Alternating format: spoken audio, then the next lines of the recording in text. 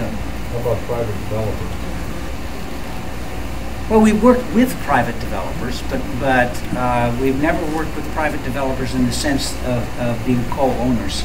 The closest we have come to that was in the building where our headquarters is in Minneapolis.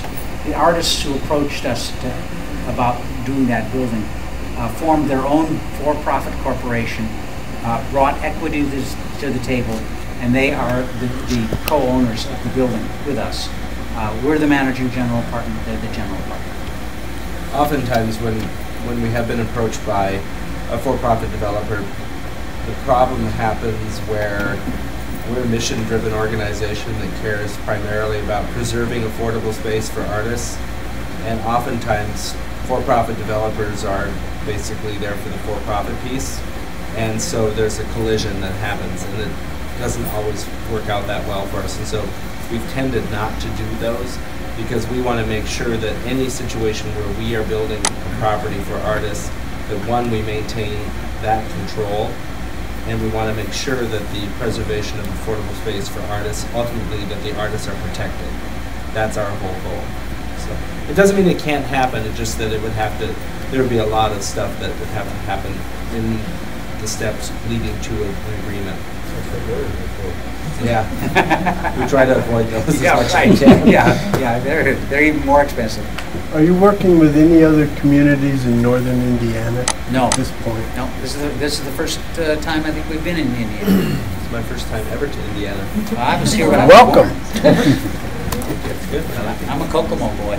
Kokomo, Yeah. my hometown. So what is your basic criteria for choosing artists? Is there, do you have a general guideline of how you choose an artist? Absolutely, and a process that requires the selection committee to ask the same questions of each candidate, so that they're comparing apples and apples, and there's things they cannot judge on, the quality of the artwork, and the specific genre of the artist. So if you're a basket weaver and you regard yourself as an artist, that's you're self-defining. So, What if you have 10 basket weavers and 50 artists? I mean, I'm just trying to... yeah, Is there a mixture, or is it... we love to get it, but we don't control it. So, and if you get 10 basket weavers, you're going to get some really great baskets. They're going to be doing all kinds of stuff together. They're gonna, you know.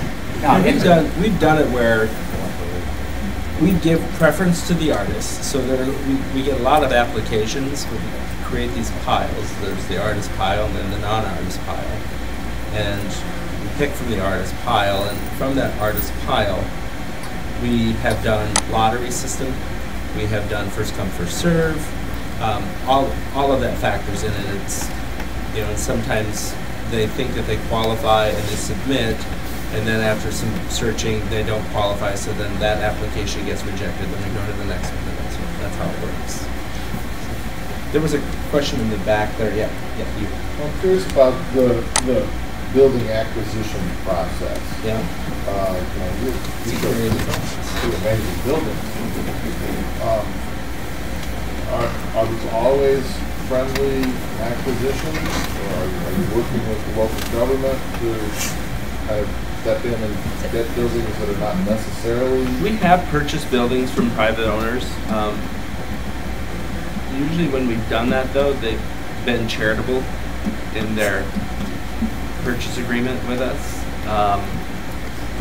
It's not to say that I don't think that I can say to you that we've never purchased something at market rate, but I can tell you that that's not a practice that I'm familiar with us doing since I've been at the organization. I've been here now 8 years. The best relationships that we have in making a project successful is working with a city or a county and taking something that either they have land banked or own and then transfer the property to us for a price or for $1 or whatever. But that's the best way. No hostile takeovers, nothing like that. Yes, ma'am. Can you talk a little bit more about how your projects assist in revitalization for the community? It's magic.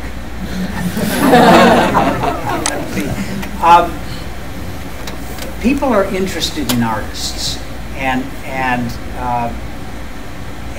there is something. I really do think there's kind of an element of magic to it. In the 1970s, I was a critic for the Minneapolis Star, and I was spending a lot of time in the warehouse district of Minneapolis, going to little performance arts events, and there was a dance company that had a studio on the 5th floor of the Wyman building, if you know that building. And I went to a performance at Wee Wah, now Sex World, and it was in all these funky little spaces that artists had taken over, and the new French cafe, brand new cafe that's serving authentic French food, moved into the neighborhood because it was full of artists and they liked the artists. And once the new French got there, other people started coming in, and the neighborhood began to gentrify. But at one point, there were something like 20 galleries within about a 3 or 4 block area, and then it just exploded. And now none of those galleries are there. Basically, they've all moved out because it got too expensive. So, I guess I'm not hearing. What I'm hearing are live work spaces for artists that are dedicated, but not necessarily people that would. I'm just not hearing limited. Not necessarily people that would invite others to come and purchase. I don't hear so much about the galleries. That to me is, I think, my take on what this community needs is affordable spaces, but where people can in fact be artists and commercial artists, viable artists. That would bring traffic to this area. Sure, right. There's a bit of a fine line of distinction. I want to make sure I answer the question as best I can. If you're living in Section 42 housing, you're not allowed to run a business out of your apartment. So, but tell me about some of the warehouse spaces, because I've been to some of those, I think, in Minneapolis. Right.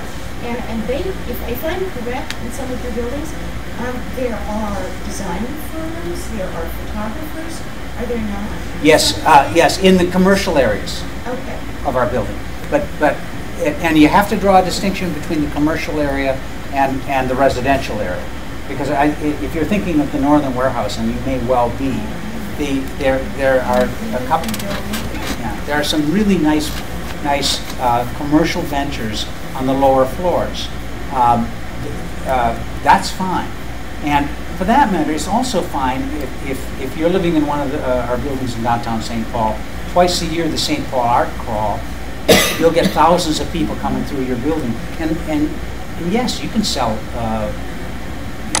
I know an artist who sells, little clocks that he's made out of glass. I own one, and he does very well on the art crawl, but he doesn't really run a business. It's limited to 2 nights a year, and he doesn't have regular hours. Is what I'm trying to say. So is what you're envisioning for this community?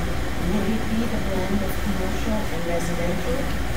That is my understanding of what the city would like. Ideally, yes. Could depend on the building or the site. Could depend on cost. The commercial is more difficult for us because we can't use low-income housing tax credits to pay for it. So we have to find other sources.